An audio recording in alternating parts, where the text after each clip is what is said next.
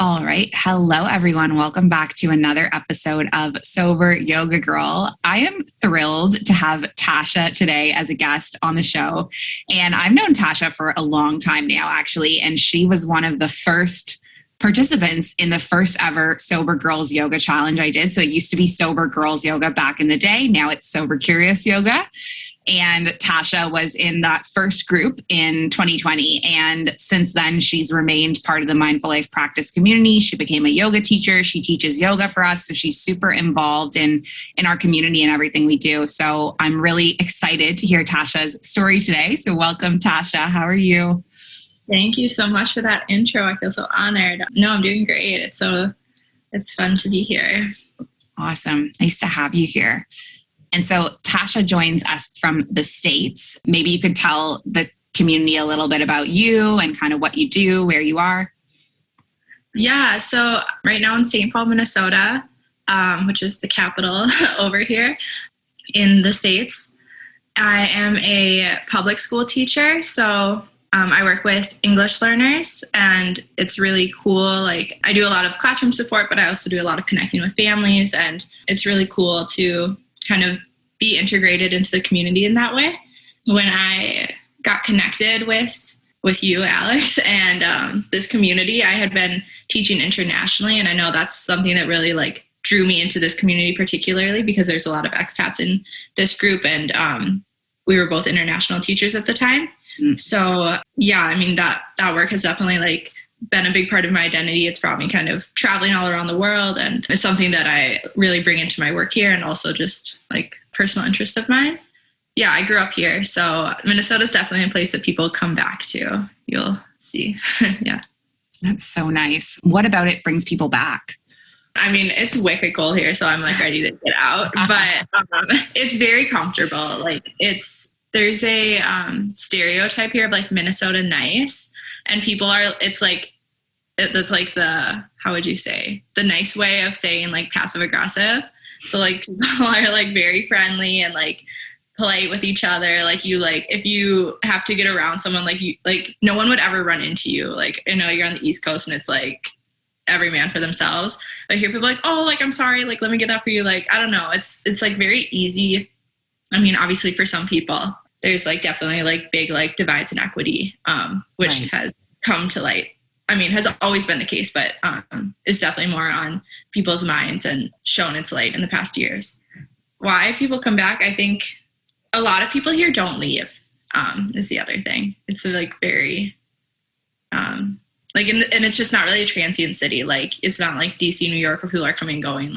People maybe leave, but then they just come home. Right. So, yeah. Yeah. But then it's my work personally, I work all with immigrants and mostly children of refugees. And we do have a really large refugee community here. Wow. And so I work with, exclusively live with those communities. And I think that's another, a lot of these communities have formed around here, and then it really draws more people with we have a huge Somali community. So people that might not be settled here will also come for that community, which is pretty special. Mm-hmm. Wow. I have very little experience of the States. So I did a few childhood trips to Florida, and the one state that I've been to is Colorado. When I was visiting Gabe, who my friend I'm staying with here, he took me all around. But it's so funny because we have so many Americans as part of the Mindful Life Practice community, so many, and it's the biggest group of listeners to this podcast is Americans. And I feel like I have zero context of the States. So even as I'm asking you about Minnesota, I'm I can't even picture where on the map this is. So I definitely post-COVID would really like to do a States tour and come visit you guys and actually see kind of what you're talking about. Well, we're neighbors. You could actually drive in. So we're neighbors. Ontario and Minnesota are neighbors. I don't know Ontario, but Minnesota and Canada. Oh, it's on the border. Yes. What province is it on? Does it border with? Do you know? I think we'd be nearest to I don't know what's the province, what's the city, but Saskatchewan and Saskatoon. Yeah. I don't know. I think that sounds right though. Yep. So Saskatchewan. A lot of folks from there. Saskatchewan is the province and Saskatoon is the city, but I only know that because Neve is from there, who teaches for us. And I kept messing it up, and then I learned from her. So, okay, so that's a little bit to the, like, we have Saskatchewan and then Winnipeg and then Winnipeg, Manitoba, and then Ontario. It's a few provinces over. Yeah, Saskatoon seems like it's next to nothing. So, so let's get into, I was wondering if you could give us a bit of context into your drinking story. Yeah, so I guess I would start where it ended, because I don't think before I stopped drinking, I really was very mindful of it until I kind of did that work of like taking a break from it and then realizing what impact it really had up until that point.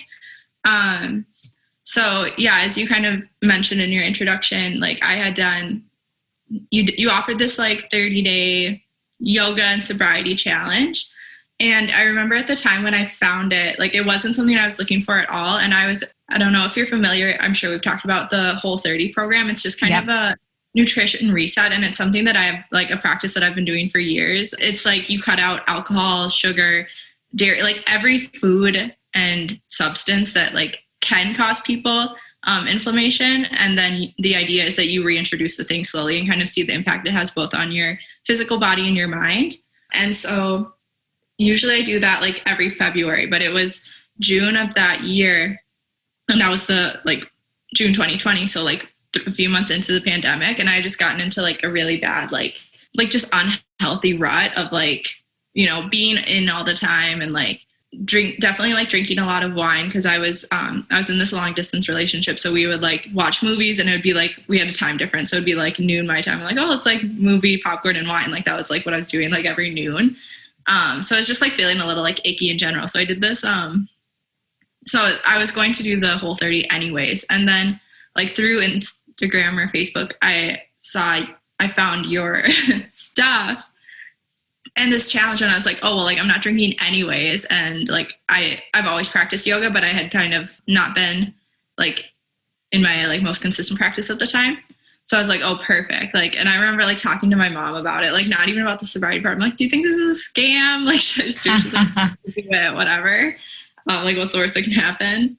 So I did the challenge, and at the time it was structured in a way that it was like just you had your personal commitment of doing yoga every day and not drinking, which was like pretty easy for me. I'd done kind of this sort of practice before. And then the other part of it was we had a group specifically of people that were doing the 30-day challenge, and we met once a week. And so that was the first time I had ever really reflected on my drinking and also talked to others about it. And through the process of that, like it really clicked to me, like what aspects of drinking were really like harmful to me and harmful, you know, to others in my life. And yeah, like I said, it wasn't in a way where I was like, had come to that conclusion before stopping, where I was like, oh, like I'd never been a person who's like, oh, I need to cut back or whatever. Like I never had those thoughts before. But when I was going through this process where I was really mindful of it, like I had to kind of be responsible for these actions that I had done up to then. And I'd realized like, so then going back to more of the beginning, like I like started trying alcohol and drinking when like very young, like when I was in like 5th and 6th grade. So like elementary school. And it like, wow. And then when I remember like telling that to our group, and that like breaking my heart, because now being a teacher and seeing kids, like I literally work with 5th graders, and I know they do. Like I have a 5th grader who's like told me stuff he does, and I'm like, oh my God, and he's puny. And then I'm like, that was literally me, you know? Yeah. So wow. I think that was really heartbreaking to realize. And then I kind of started to reflect on that, like all of my young drinking experiences were really about building relationships. Like that's kind of like how I became friends with a lot of people, and, you know, like going to parties in high school and then kind of up through college, like it was definitely a big part of the culture and beyond. Teaching internationally, like, you know, you're like mostly friends with the people you work with. And so it'd just be a really like routine thing of working. And then like on the weekends, like, you know, wine and pizza. We had like a game wine pizza every Friday, and then just like at work events and whatever. So it like clicked to me that like a lot of my social development was tied to drinking, and from an age, you know, like way like from puberty essentially through like adulthood, like I had really like depended on alcohol for pretty much all of my relationships. Like I couldn't think of a single relationship I had that like hadn't had some sort of connection with alcohol. And of course, like I have friends that like I would also hang out with and not drink. Like it wasn't like that was like the only thing that was binding us together. But once I stepped back, I realized that like I wanted to build the skills to be able to build friendships, like build relationships, like date, do all these things, like where it was like really just about me, not about the alcohol. And here we are. Wow. And I love how you kind of stumbled into it, and it's like a reflection that you had in hindsight, because I know there were elements of my time when I was drinking where I really wanted to quit and I would be Googling it, but I think it was really only after I was, 10 days sober, 2 weeks sober, that I really had these similar reflections and insights that you did, and I think that sometimes that's what happens is like you take a break from it and then you all of a sudden it kind of sinks in and you realize like, wow, this is really not helping me become who I want to be.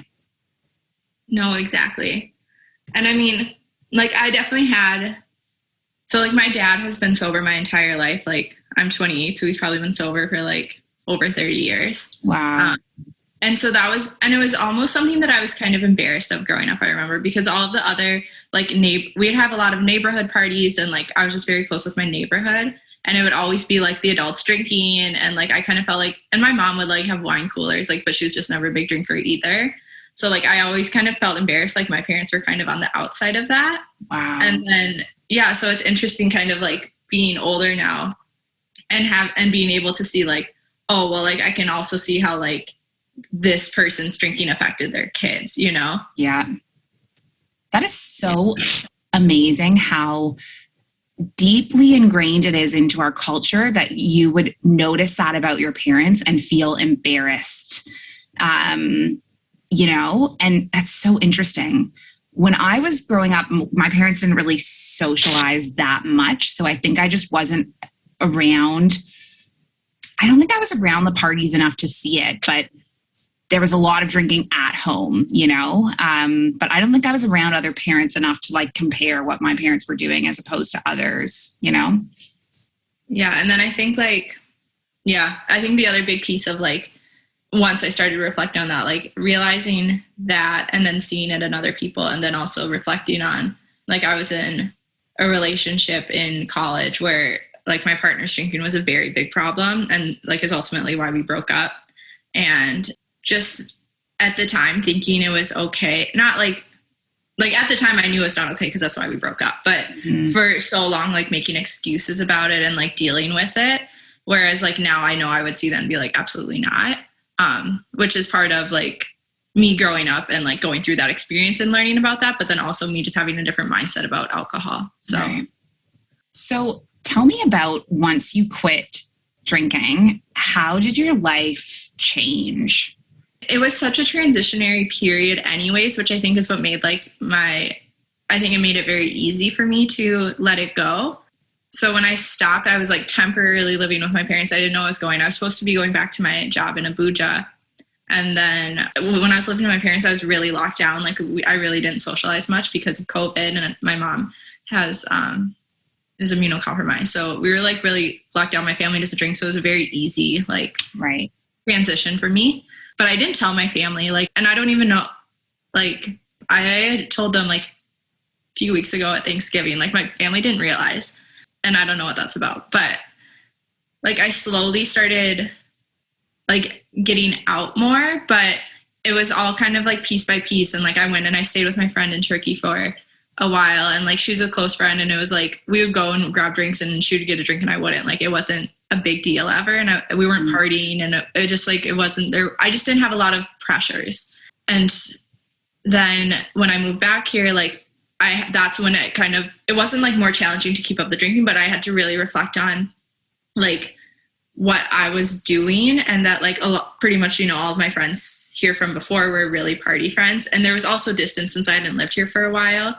So it was like, if I wanted to go back with those friends, that also would have been effort, like, because I just been distance for a while. But I had to be really mindful about like building friendships and like who I was like putting effort into building friendships with, which was really challenging. Like, I don't know, for anyone who like moved somewhere new. And even though it wasn't new, I was like reconnecting with old friends. But I think because it was like this transition, it made it easy to like, I guess I told people like, oh yeah, like I've like stopped drinking, whatever. And then the people that I had chose to be friends with were like not huge partiers, and it just like was never an issue, and people were really supportive. It's definitely, and then it's like partially the pandemic, because like when I was in Abuja, like we were partying every weekend, and that was very much the culture there. And it's like, if I had gone back there, would I still be doing that? Maybe not, because of the pandemic. And so like that culture shift because of the situation has also been really helpful.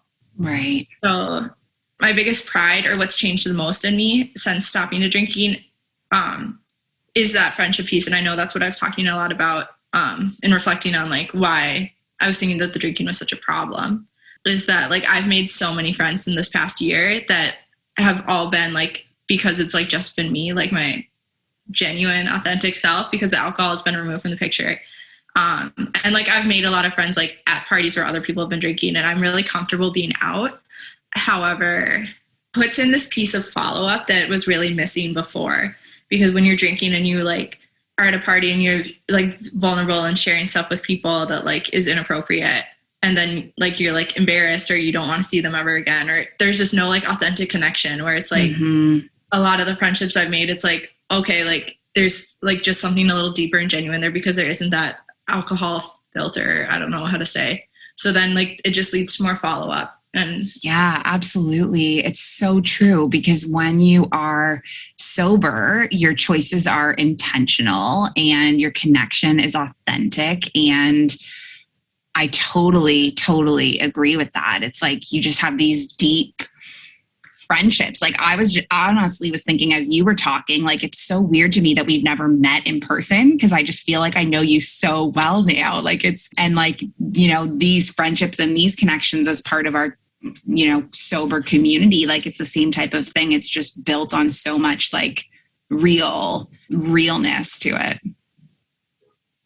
Exactly. And that's what I mean, it's like funny, because just like there's some people that I talk about this group with, but I pretty much frame it in the yoga, like, because people understand yoga better. And I don't share about like my sobriety so much with, like, I tell people I don't drink, but I don't really like tell the story or like, like what I do for it, unless they ask. But yeah, to be like, oh yeah, I have all these friends online, and I'm like, but I feel like so connected to you all. And I think something that we talked a lot about, like when we started this group, and I just remember, or when I joined this group, is like we were talking a lot about like how we define ourselves as like, because I remember at first like you would always say alcohol free, and like people in our group really like stayed away from the term sober, and I feel like it's viewed as such a deficit. And like as I said, like how I viewed it in my dad, and whereas it's like the reality of it is like it honestly does feel like such, I don't know, the opposite of deficit. I'm like literally an English teacher and I don't know any words, but it's really additive. And like having these like rich groups and friendships in a way that like, you know, I feel like given like the people that I've known in my life who have gone through AA and these different things, where I like really had a judgment or stigma about it, because it just felt like really, I'd see people who were really connected on each other, but it felt very dependent, and I felt like very cautious of that. And so I never like, I don't think I would have ever sought something like that out. Whereas it's like the group that we formed here, like it from day one was always like, just really genuine connections. Yeah. And absolutely. You know, I spent time with someone today who she described it as, I'm choosing not to drink. That was how she just kept saying, like, I choose not to drink. And I love that, because she is really putting it in. It's like positioning it from a place of power where like, it's like she is making an active choice to not drink. And you're right that rather than using the term sober, which, for every person, they can choose their own word, but sober does have that association of like, oh, you have to be sober. And you're like, no, I'm choosing this. So. Well, and I think for me too, like I get really turned off by rules. Like if I'm like an authority, like if there's like one person who's like leading something, or if there's like certain rules you have to follow, like I really resist against that. And I feel like that's the only way that like sobriety has been successful for me, because it's always been like I literally stumbled into it, but then I was like, I like this and I want to keep like living in this way, in the same way that like I like doing yoga, and yoga makes me feel good. So I want to keep doing it, and like other lifestyle choices. Yeah. So absolutely. I think switching that perspective from like really additive to rather like, I think that like really limits people into entering sobriety because they're scared of missing out on things and like not focusing on what they're like would gain. Totally. Yeah. Like I'll catch myself doing that all the time too, of like, oh, this like imagined vacation where I'd be in a vineyard and all this stuff. And I'm like, I can still do that experience also, So yeah, our mind like really holds on to things, even if they're just perceived. Yeah. So tell me about what you're doing now. I know you're a teacher, but you're also kind of building some other things on the side. So tell me a bit about that. Yeah. So I was just telling Alex before we started chatting today that I just got accepted into a grad program for creative writing, creative writing nonfiction. So I'm really excited about that. And then it also has a piece to it that is, it's this kind of like newer field called narrative medicine. So my dream is to kind of build this writing practice that will kind of integrate theories of literature and writing, journaling, and yoga into kind of more of a healing style course. I mean, I think a lot of people really like know that there's benefits to writing that are like healing, but a lot of, there's not a lot of structured like courses or groups that I've seen. Like it's really usually like writing in order to build the skill of writing, not like writing for self-healing and for just like feeling good. So that's one thing I'm working on. And so I'm hoping my studies will help me to build that practice. And Alex has been a great coach through that process. So check her out. What else? I'm working on a podcast with a friend also. So also learning a lot from what you're doing over here. And the idea around that is it's kind of about multilingual people and their experience kind of navigating between different languages and in totally different contexts. Also kind of as people sharing their story type project. And apart from that, just working on getting out of the cold, making moves into the next year. And then also like just appreciating and enjoying my life while I'm here. So that's what I'm up to. Oh, amazing. It's so incredible. And it's been so cool to just kind of see your journey over the past however long we've known each other now, 1.5 years. And I'm super excited to hear what's to come with your new program and podcast and business and all of that. So. Yes. Thank you so much. And yeah, I mean, it's like I said, like I'm not very vocal about sobriety, but I like definitely know that taking that piece out of my life and letting it open space for like, it definitely opens space for creativity and these other things that just really we're missing. So I'm really grateful for that for sure. So I have one more question for you. If you had any piece of advice or any wisdom for someone that is curious about being alcohol free, what would you suggest? I think just try it. Like, everyone can figure it out, what works for them and what doesn't. And I think, like you said, you were like Googling how to do it and you did all this research, and what I think we were both saying was what kind of made it solidified was the actual doing it and then reflecting on it. So, I mean, there's definitely like a lot of little pieces. Like I did a lot of learning, like we used to do book club. So I remember like reading and actually learning a lot of information. that really helped solidify things. And then the community, like having all of these little pieces, the yoga, like all of it solidified it for me. But I definitely wouldn't have even gotten here to begin with if I hadn't just tried it to begin. So yeah, I love it. So simple. Just try it. Yeah. Amazing. Well, Tasha, thank you so much for coming on the show. It was really lovely to sit down and hear your story and your experience and just connect and chat. And I'm really, really grateful for your friendship and being part of the community. So thank you. Too.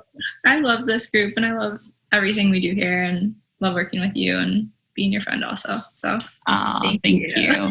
And if anyone's listening, Tasha teaches yoga for the Mindful Life Practice. She teaches in the Eastern Standard Time Zone in the evening. So check out one of her classes next season. Our new winter season starts in January. Yes, for sure. Would love to have you. We're pretty chill class. So super fun. All right. Take care and we'll catch up soon. Exactly. Happy New Year. You too. Bye. Bye.